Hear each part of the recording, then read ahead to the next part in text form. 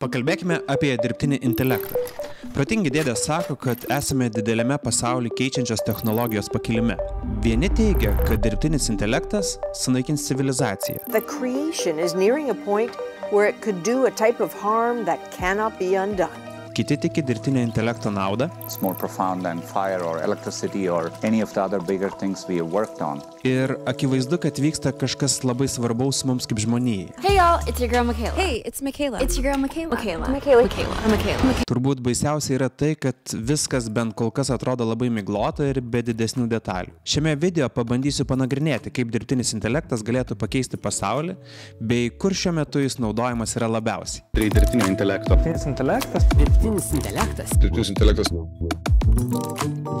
Dirbtinis intelektas yra technologija arba tiksliau algoritmas, kuris sugeba mokytis iš jam suteiktų pavyzdžių. Pavyzdžiai gali būti skaitiniai, tekstiniai ar net vaizdiniai. Pavyzdžiui, nuotraukos ar piešiniai. Pirminis intelektas buvo sukurtas 1970 metais ir jis buvo kurtas neuroninių tinklų pavidalu ir tuo metu smarkiai nepaplito, nes negalėjo gerai veikti dėl kompiuterių lėtumo. Šį pavyzdį labai gerai iliustruoja mitų griovėjų siužetas, kuriame lyginama procesorių apdirbama informacija ir dabar sparčiai ištobulėjusi vaizdo plokščių technologija. Pirminis dirbtinis intelektas buvo naudojamas kalbos vertimui, šachmatų žaidimui, kelių srautų planavimui. Ir greičiausia, kad dirbtinį intelekto pavyzdį jau matėte, kuomet internete kaip profesionalus šachmatininkas žaidžia prieš robotą, arba kitaip tariant dirbtinį intelektą.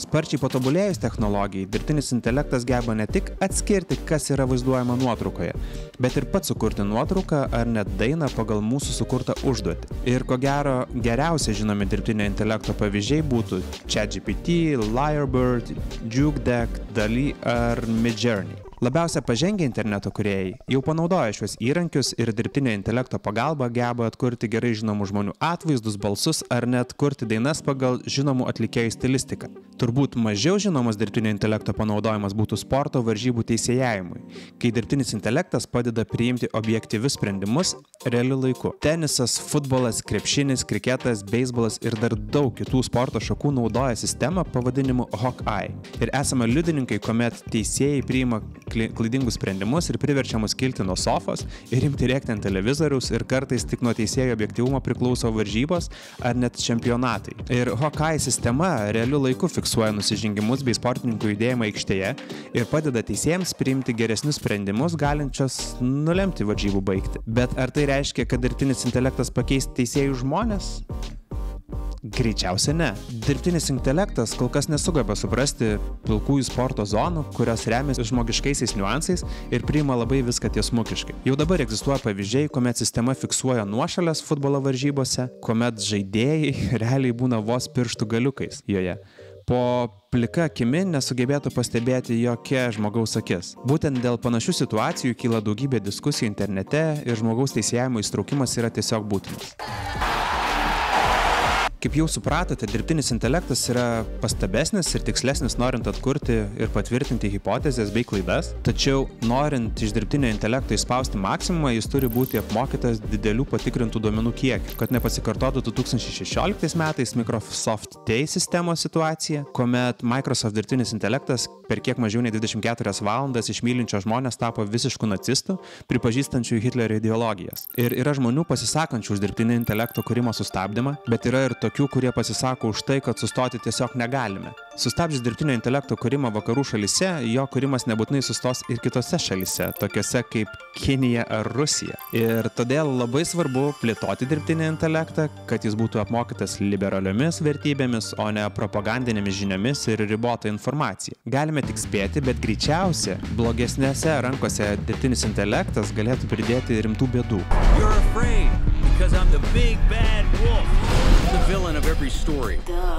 Bet man asmeniškai smalsu, tai kada dirbtinis intelektas atims iš mūsų darbą ir kurios sferos nuo jo galėtų nukentėti stipriausiai. What the hell you're investigating me for? I mean, honestly, what is it that you think that we did or do? I don't get it. Well. Ir jei reiktų spėti, sakyčiau, kad labiausiai pažeidžiamos darbo pozicijos būtų susijusios su kūryba, skaičiais, analitika ar teisė, nes būtent šiose pozicijose dirbtinis intelektas gali pasisekti labiausiai ir jis bus labiausiai juntamas, tik ar jis pakeis visiškai žmonės, labai tuo abejočiau. Daug realiau, kad bent kol kas dirbtinis intelektas padės atsikratyti tų rutininių nuobodžių darbų, prie kurių mums greičiausiai ir taip sunku būtų prisėsti, ir dizaineriai padėtų iškirpti žmonės iš fono, praplėsti dirbtinės aplinkas, analitikams jis paspartintų duomenų apdirbimo operacijas, buhalteriams pateiktų tikslesnės ataskaitas, o teisininkams parengs tiesiog bylų santraukas daug greičiau. Ir verslams tai iš esmės būtų didelis laimėjimas, nes duomenys bus mažiau paliesti žmogiškojo faktoriaus ir ateities prognozės bus geriau apgalvotos bei tikslesnės. Most important thing in business is honesty, integrity, hard work, family. Tik šioje vietoje turime suprasti vieną labai svarbų dalyką. Dirbtinio intelekto sistema optimizuota taip, kad dažnai mums suteiks atsakymą apie tai, ko mes jos prašome, bet atsakymas bus nebūtinai toks, kokio mums reikia ir kuris mums išties rūpi. Ir tyrėjai tai vadina specification gaming arba žaidimas pagal specifikacijas. I like it. Of course you like it, boy. I made it. I think that's me. Strictly speaking, it's me. I mean, I did most of the work. You were just standing there. Tai yra elgesys atitinkantis tiesioginę tikslo specifikaciją, nepaisydamas numatyto ar norimo rezultato. Todėl visi anksčiau paminėtų specialybių atstovai daugiau ar mažiau turės išmokti naudotis dirbtinio intelekto teikiamomis naudomis. Priešingų atveju gautas atsakymas iš dirbtinio intelekto ir visa informacija gali būti labai klaidinanti. Ir yra kelios iš esmės futuristinės teorijos, kalbančios apie dirbtinį intelektą. Vienas futuristas Ray Kurzweil prognozuoja, kad iki 2045 metų dirbtinis intelektas bus toks pat protingas kaip ir žmogus ir žmonija pasieks singuliarumo tašką. Žmogiškais terminais kalbant, dirbtinis intelektas turėtų pasiekti tolygią sąmonę kaip ir žmogus. Do you think robots will take over the world? No. I think we're going to coexist in harmony. Ir dar be kito, ko Elonas Muskas priduria, kad žmogaus fizinės galimybės bus praplėstos papildomomis įvestimis,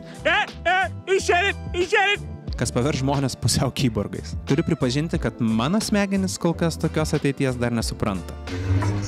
Tačiau su nekantrumu laukiu šio žmoniją keičiančio progreso. Na, o jei laukite ir jūs ateities ir mano epizodų, paspauskite like, subscribe ir palikite komentarą.